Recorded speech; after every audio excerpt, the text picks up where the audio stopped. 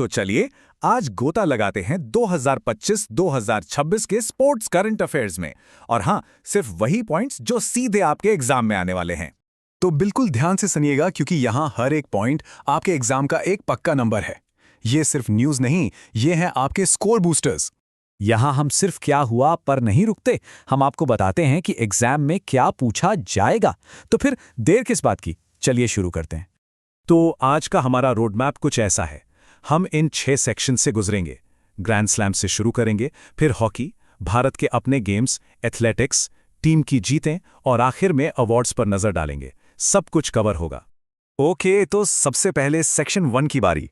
नजर डालते हैं ग्लोबल स्टेज पर और शुरुआत करते हैं टेनिस की दुनिया के सबसे बड़े, सबसे प्रेस्टीजियस इवेंट्स ग्रैंड स्लैम से। तो देखिए, साल में होते हैं 4 ग्रैंड स्लैम। इन्हें याद रखने का एक सिंपल तरीका है। अगर साल में होने के ऑर्डर में देखें तो ये हैं AFWU, मतलब ऑस्ट्रेलियन, फ्रेंच, विंबलडन और फिर US ओपन। लेकिन एग्जाम में एक और सवाल आता है, सबसे पुराना कौन सा है? तो उसका ऑर्डर है WUFA, यानी विंबलडन सबसे पुराना, फिर US, फिर फ्रेंच और सबसे नया है ऑस्ट्रेलियन ओपन। ये दोनों ऑर्डर याद रखना बहुत जरूरी है। 2025 का मेंस टेनिस, भाई ये तो जैसे एक 2-मैन शो था। सिर्फ 2 नाम, यानिक सिन्नर और कार्लोस अल्काराज, और पैटर्न दिखे कितना मजेदार था। एक सिन्नर ने जीता तो अगला अल्काराज ने, फिर सिन्नर, फिर अल्काराज। कमाल है। और हाँ, वो फ्रेंच ओपन का फाइनल, बाप रे, 5 घंटे 29 मिनट, टेनिस हिस्ट्री के सबसे लंबे और यादगार फाइनल्स में से एक। अब विमेन्स सिंगल्स की बात करें तो कहानी बिल्कुल अलग थी। यहां हर ग्रैंड स्लैम में एक नया चैंपियन मिला। Madison Keys, Coco Gauff, Iga Swiatek और आर्याना साबालेंका। एग्जाम के लिए ये चारों नाम और इनके देश बस रट लीजिए, सवाल यहीं से बनता है। चलिए अब रैकेट को रखते हैं साइड में और उठाते हैं बल्ला। बात करते हैं क्रिकेट की, एक ऐसा टॉपिक जहां से CGPSC हो या कोई और एग्जाम, सवाल तो पक्का आता ही है। और 2025 में भारत ने क्या कमाल का प्रदर्शन किया, अपनी तीसरी चैंपियंस ट्रॉफी जीत ली। अच्छा, ये टूर्नामेंट एक हाइब्रिड मॉडल पर पाकिस्तान और UAE में हुआ था। फाइनल में तो Rohit Sharma player of the match बने। और हाँ, न्यूजीलैंड के रचिन रविंद्र को उनके शानदार ऑलराउंड खेल के लिए प्लेयर ऑफ द टूर्नामेंट का अवार्ड मिला। सच कहूं तो 2025 भारतीय महिला क्रिकेट के नाम था। एक ऐतिहासिक साल। भारत ने अपनी ही मेजबानी में वर्ल्ड कप उठाया। इससे बड़ी बात क्या हो सकती है? और दीप्ति शर्मा, अरे वाह, क्या ऑलराउंड परफॉर्मेंस थी। 22 विकेट और 215 रन। जाहिर है प्लेयर ऑफ द टूर्नामेंट तो वही बनी। और हाँ, कोच अमोल मजुमदार का रोल भी बहुत बड़ा था। जीत का सिलसिला यहीं नहीं रुका। भारत ने T20 ब्लाइंड वर्ल्ड कप जीता, U19 women's T20 world cup पर कब्जा किया और एशिया कप भी अपने नाम कर लिया। इन सबके कप्तान और जो की प्लेयर्स थे, उनके नाम वन लाइनर फैक्ट्स के लिए एकदम परफेक्ट हैं। नोट कर लीजिएगा। और फिर आया वो पल जिसका सालों से इंतजार था, ई साला कप नाम दे। जी हां, रॉयल चैलेंजर्स बेंगलुरु ने रजत पाटीदार की कप्तानी में अपना पहला IPL खिताब जीत ही लिया। लेकिन एक इंटरेस्टिंग बात यह थी कि ऑरेंज कैप और पर्पल कैप दोनों ही गुजरात टाइटंस के प्लेयर्स को मिली, साई सुदर्शन और प्रसिद्ध कृष्ण। अब बात करते हैं WPL की, और यहां तो बस एक ही टीम का राज था, मुंबई इंडियंस। मतलब पूरी तरह से डोमिनेट किया। सिर्फ ट्रॉफी ही नहीं जीती, बल्कि player of the series, orange cap, purple cap, सारे बड़े अवार्ड्स अपनी झोली में डाल लिए। इसे कहते हैं क्लीन स्वीप। अच्छा, 1 मिनट रुकते हैं। अगर आपको ये सारे पॉइंट्स काम के लग रहे हैं तो इस वीडियो को एक लाइक तो बनता है। और हाँ, कमेंट्स में जरा बताइए कि आपके एग्जाम में सबसे ज्यादा सवाल किस स्पोर्ट से आते हैं, क्रिकेट, हॉकी या फिर एथलेटिक्स।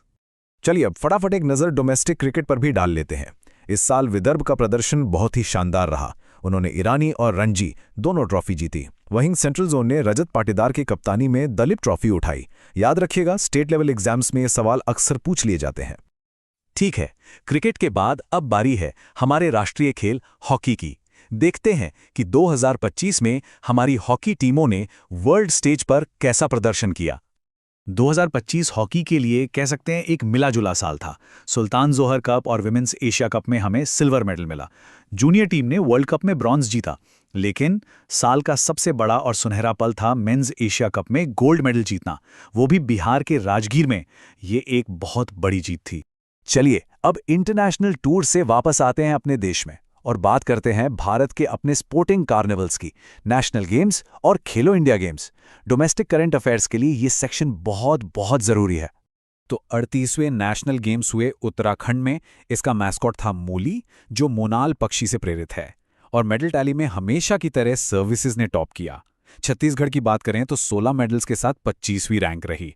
एग्जाम के लिए 3 चीजें बिल्कुल मत भूलिएगा: मेजबान उत्तराखंड, मैस्कॉट मूली और टॉप टीम सर्विसेज। अब ये स्लाइड तो मैच द फॉलोइंग टाइप के सवालों के लिए बनी है।